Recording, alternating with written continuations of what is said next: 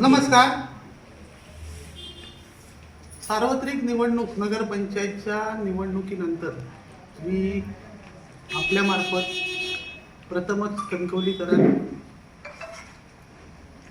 आणि तुमच्यासाठी प्रथमच पहिली प्रेस घेत आहे.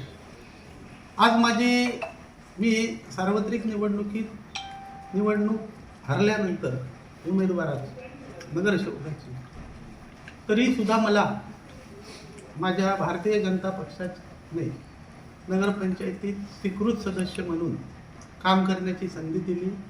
त्याबद्दल सन्माननीय नारायण राणे साहेब, सन्माननीय रवींद्र चव्हाण साहेब, सन्माननीय पालकमंत्री नितेश राणे साहेब आणि सन्माननीय आमचे समीर नलावडे साहेब आणि आमच्या असंख्य कार्यकर्त्यांची इच्छा होती आणि मला त्यांनी संधी दिली. त्याबद्दल मी सर्वप्रथम आणि आमचे जिल्हाध्यक्ष सन्माननीय प्रभाकर सावंत साहेब या सर्वांनी माझ्या नावावर शिक्कामोर्तब केलं आणि कणकवलीची परत एकदा सेवा करण्याची संधी दिली. त्याबद्दल मी या सर्वांचे आभार मानतो.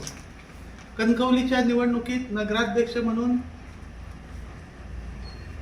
सन्माननीय संदेश पारकर असतील आणि आता उपनगराध्यक्ष म्हणून बाबू नाईक असतील, यांचा सुद्धा मी अभिनंदन करतो.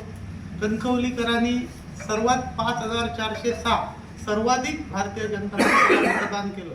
या मतदारांचे सुद्धा मी आभार मानतो आणि ज्यांनी आम्हाला मतदान केलं नाही त्यांचे सुद्धा मी आभार मानतो. मुळात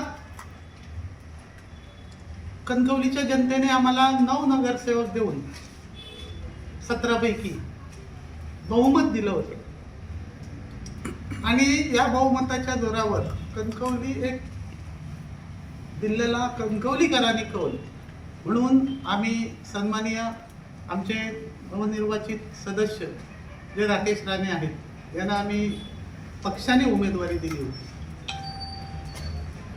एक गावराटीतील व्यक्ती, आमच्या ग्रामीण भागातील गाव जो एक कणकवली शहरात एक या शहरीकरण आणि गाव जी गावराटीतील व्यक्ती आणि मानकरी कुटुंबातील गावाच्या मानकरी कुटुंबातील एक व्यक्ती आम्ही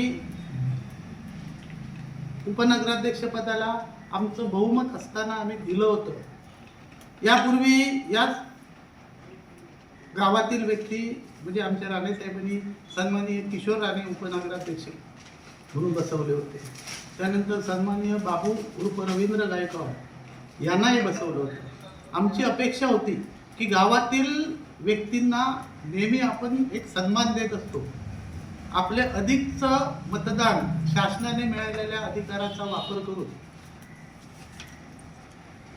नगराध्यक्ष संदेश पारकर नेहमी माझं गाव म्हणून सांगत ते फिरत असतात, नेहमी त्याचा उल्लेख करत असतात. आज त्यांनी दाखवून दिले की ते गावाबरोबर राहिले की कोणाबरोबर राहिले हे आज या निमित्ताने त्यांचं गावावरचं बेगडी प्रेम समोर आलेलं आहे. असो, आमचे 9 नगरसेवकांनी ही स्वीकृत यापूर्वी मी जनतेला आश्वासित करू इच्छितो की आमची जरी सत्ता नसली तरी तिथे नगरपंचायतमध्ये आम्ही नेहमी आहोत. कोणतेही काम जर असलं तर कोणत्याही बिनधास्त काम आमच्याकडे घेऊन या. आमचे 9 नगरसेवकांनी मी ते केल्याशिवाय ते मार्गी लावल्याशिवाय राहणार नाही. मग पदावर कोण असो अगर नसो, पदावर असलंच पाहिजे काम करण्यासाठी, याची गरज नाही हे दाखवून दिल्याशिवाय राहणार नाही. आणि याचबरोबर या कणकवली शहराचा आधीपर्यंत विकास आम्ही केला. आता जबाबदारी विकासाची त्यांची आहे.